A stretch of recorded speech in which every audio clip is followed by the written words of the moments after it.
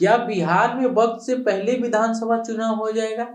बिहार विधानसभा का कार्यकाल नवंबर 2025 तक का है, लेकिन क्या बिहार में वक्त से पहले चुनाव होना है? क्योंकि अगर ऐसा नहीं है तो फिर नीतीश कुमार की तैयारी तो इसी ओर इशारा कर रही है। नीतीश कुमार ने अपनी यात्रा शुरू कर भी दी है और वह अपनी यात्रा को लेकर के निकल रहे हैं। महिलाओं के बीच जाएंगे, महिलाओं के साथ साम्यवाद करेंगे। कहा यह जा रहा है कि यात्रा पर 225 करोड़ यानी 2025 करोड़ रचनाएं खर्च किए जाएंगे। यह सरकारी खजाने से खर्च होंगे, यानी नीतीश कुमार कहीं नहीं तो कहीं चुनावी तैयारी में कूद पड़े हैं, इलेक्शन मोड में आ गए हैं और अब नीतीश कुमार को एक ऐसा फैसला ले लिया है जिसके बाद तो यह सवाल और पुख्त हो गया है कि बिहार में वक्त से पहले चुनाव करने की पूरी तैयारी है। दरअसल बिहार में नीतीश कुमार ने बिहार के डीजीपी आलोक राज को उनके पद से हटा दिया है। आलोक राज महज 103 दिन यानी कि महीने से कुछ ज्यादा वह इस डीजीपी के पद पर रह पाए और नीतीश कुमार ने उनको हटा दिया और अब बिहार में डीजीपी के पद पर आलोक राज को जगह विनय कुमार को नियुक्त की गई है। अब सवाल यह है कि आखिरकार इतना जल्दी डीजीपी को बदलने की जरूरत क्या थी? आलोक राज को हटाकर विनय कुमार को जिम्मेदारी दी गई है। विनय कुमार अभी तक बिहार में पुलिस में निर्माण के डीजीपी के पद पर काम कर रहे थे और अब कहा यह जा रहा है कि विनय कुमार अगले 2 साल तक बिहार के डीजीपी रहेंगे और विनय कुमार को नीतीश कुमार का करीबी भी माना जाता है। लेकिन आलोक राज को अचानक हटाया जाना यह सियासी गलियारों में किसी के भी गले के नीचे नहीं उतर रहा है। अब दोनों एक तरफ नीतीश कुमार अपनी यात्रा शुरू कर रहे हैं, महिलाओं के बीच जा रहे हैं, लाभार्थियों से संवाद भी करने जा रहे हैं। इस यात्रा में दोनों डिप्टी सीएम शामिल नहीं है, बल्कि नीतीश कुमार यह यात्रा निकाल रहे हैं और यात्रा के पहले डीजीपी की जो नई नियुक्ति है वह हो जाती है। यानी आलोक राज हटा दिए जाते हैं और विनय कुमार आ जाते हैं। और अब इससे पहले बिहार के सियासी घटनाक्रमों को देखिए। बिहार में नीतीश कुमार के बड़े करीबी और जिनको नीतीश कुमार को उत्तराधिकारी कहा जा रहा है, जिनका नीतीश कुमार को उत्तराधिकारी कहा जाता है, मनीष वर्मा, वो जेडीयू के राष्ट्रीय महासचिव हैं। उनको नीतीश कुमार यह काम सौंपते हैं कि यह जिम्मा देते हैं कि समता पार्टी के जमाने से जो कार्यकर्ता है, जो नेता है नीतीश कुमार के साथ जुड़े थे, उनके साथ संवाद किया जाए, उनसे मुलाकात की जाए और एक बार फिर उनको जेडीयू से जोड़ा जाए।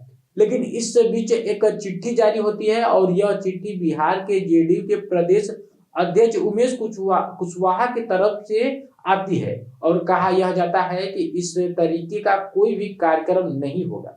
बिहार के सियासी गलियारों में चर्चा है कि उमेश कुशवाहा ने यह चिट्ठी जेडीयू के कार्यकारी अध्यक्ष संजय झा के कहने पर जारी की है।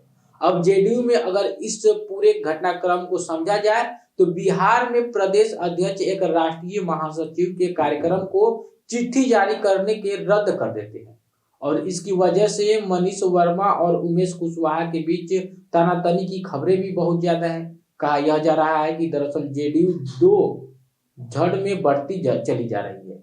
एक वर्ग उन लोगों का है जो यह चाहते हैं कि नीतीश कुमार एनडीए में रहें, नरेंद्र मोदी के साथ रहें, और दूसरे वर्ग उन तमाम नेताओं का है जिनको यह लगता है कि नीतीश कुमार अपने बिखरते हुए वोट बैंक को बचाना चाहिए और एक बार फिर से इंडिया गठबंधन के साथ तेजस्वी यादव के साथ वापसी आ जाना चाहिए।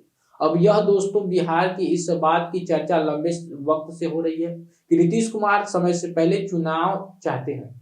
समय से पहले चुनाव कराने के पीछे उनकी जो वजह है वो भी बड़ी दिलचस्प। तो इसका फायदा बिहार में जेडीयू को जोड़ने को मिलेगा। आमतौर पर बिहार में जो चुनाव होते रहे हैं वह नवंबर दिसंबर में होते रहे, लेकिन कई बार ऐसा हुआ है कि जब बिहार के चुनाव फरवरी महीने में या अप्रैल महीने में भी हुए हैं।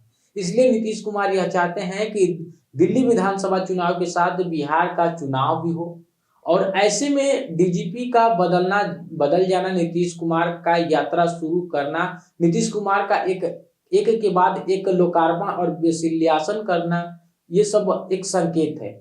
यह तमाम बातें इस बात के संकेत देती हैं कि नीतीश कुमार अब चुनाव के लिए बहुत ज्यादा इंतजार करने के मूड में नहीं है, क्योंकि नीतीश कुमार को यह भनक भी लग गई है कि उनकी पार्टी का जो वोट बैंक है, जिस वोट बैंक पर वह अपना अधिकार समझते हैं, चाहते हैं, वह मुस्लिम वोट बैंक हो या फिर कुर्मी वोटर्स हो, वह सब नीतीश कुमार के छिटक जा रहे हैं। क्योंकि बिहार में एक नेता और आरसीपी सिंह है, एक तरफ नीतीश कुमार के बड़े करीबी हुआ करते थे और आज उन्होंने अपनी पार्टी बना ली है। आरसीपी सिंह भी कुर्मी बिरादरी से आते हैं और आरसीपी सिंह भी नालंदा से ही आते हैं और आरसीपी सिंह लगातार अब कुर्मियों के पार्टी से जोड़ने पर फोकस करना शुरू कर दिया है। पशुपति पारस और जो चिराग पासवान के चाचा हैं, उन्होंने भी यह ऐलान किया है कि उनकी पार्टी 2025 विधानसभा सीटों पर अपनी मतलब 243 विधानसभा सीटों पर अपने प्रत्याशी उतारेगी। दूसरी तरफ प्रशांत किशोर और चिराग पासवान की पार्टी भी है जो 243 सीटों पर प्रत्याशी उतारने की तैयारी कर रही है। नीतीश कुमार हाल ही में महाराष्ट्र का पूरा एपिसोड भी देखा है, किस तरह से कम सीट आने पर एकनाथ शिंदे कुर्सी उतार दिए और मुख्यमंत्री की कुर्सी पर भारतीय जनता पार्टी का कब्जा हो गया।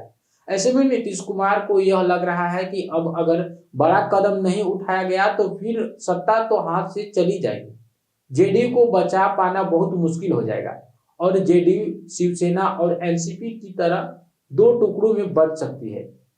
इसलिए नीतीश कुमार ने अपने जूते के फीते बांध लिए हैं और वह चुनावी दंगल में कूदते हुए नजर आ रहे हैं। यानी इस बात की जो चर्चाएं हैं कि बिहार में समय से पहले चुनाव हो सकता है, उन चर्चाओं में कहीं नहीं तो कहीं दम जरूर है। फिलहाल इस खबर में मेरे साथ बस इतना ही। आपकी राय, अपनी प्रतिक्रिया आप कमेंट बॉक्स में जरूर बताएं और हमारे साथ बने रहने के लिए, इस प्रकार की खबरों को पाने के लिए आप एक्सप्रेस तक चैनल को सब्सक्राइब कर सकते हैं। बाकी आपका बहुत बहुत धन्यवाद।